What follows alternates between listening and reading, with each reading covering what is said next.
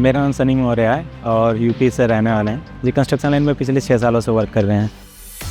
Company का नाम Arun construction है और बेसिकली हमारा मेन स्ट्रक्चर का ही काम होता है। उसके पहले हमारे जितने यहाँ के प्रोजेक्ट हुए सब में एजेक्स की यूज़ हुआ है। जो अभी करंटली चल रहा है हमारा आर्मी कैंप के अंडर में आता है, जिसका प्रोटेक्शन वॉल बनाई जा रही है आर्मी के लिए। ये प्रोजेक्ट स्टार्टिंग जो इसकी थी जून 2024 की और मई 2025 तक में इसको ख़त्म कर देंगे। करेंटली में हम इस टाइम में 7 मशीनें यूज़ कर रहे हैं एजेक्स की। पर डे यहाँ पर अगर हम एवरेज बताएं तो हमने 380 MQ कंक्रीट एजेक्स के थ्रू किए 24 घंटे के उसमें, क्योंकि हमारा वर्क डे और नाइट दोनों चलता है। और अगर कभी फ्यूचर में हमें इससे बड़ा प्रोजेक्ट और मिला जिसमें कंक्रीट की क्वांटिटी भी हमारी ज़्यादा होगी, उसके अकॉर्डिंग हम मशीनें बढ़ा भी सकते हैं इसमें। यहाँ पर आपको सबसे बड़ी प्रॉब्लम होती है लैंड की। जैसे अभी भी हमारा प्रोजेक्ट चल रहा है, इसमें भी हमें लैंड उतनी ज़्यादा नहीं मिली है जितना चाहिए होगा, तो हमारे पास में ऑप्शन ज़्यादा बचते नहीं उसके बाद।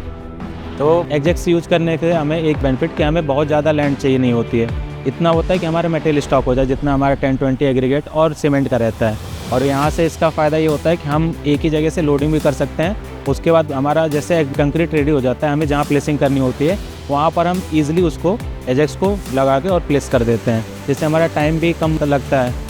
एक प्रोजेक्ट में सबसे मेन होता है हमारे कॉस्ट जो होता है डीजल का भी, तो ये हमारा फ्यूल भी कंजम्पशन कम है।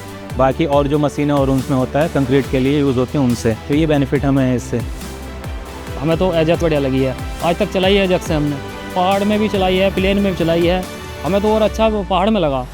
18 दिन हेल्प करी है, तो इतनी जानकारी मिल गई तो आज हम यहाँ तक आएंगे। सर जी जिस दिन से इसमें आए हैं, पैसे से किसी बात की पढ़ाई लिखाई घर में खर्चा उठा सब कुछ इसी की वजह से, और कुछ है ही नहीं सर जी। इससे और धंधा कोई है नहीं। कभी भी ऐसे ब्रेकडाउन चले जाए गुजरा तो वैसे तो हम खुद कर लेते हैं ऐसा काम, मगर कुछ जानकारी ना हो तो हम वहाँ पर अपने एग्जैक्ट ऑफिस कॉल करके अपने मालूम कर लेते हैं। उधर से तुरंत हमें जवाब मिलता है। अगर वो यहाँ पे सॉल्व होने वाला रहता है, कोई छोटी माइनर प्रॉब्लम होती है तो वो बता देते हैं, नहीं तो वो डायरेक्ट खुद आ जाते हैं यहाँ पे सॉल्व करने के लिए। बाकी जो पार्ट्स मंगाने होते हैं वो हमें बता देते हैं, ये सारे पार्ट्स ही हम ऑर्डर कर देते हैं, उसके अकॉर्डिंग हमारी सर्विस हो जाती है।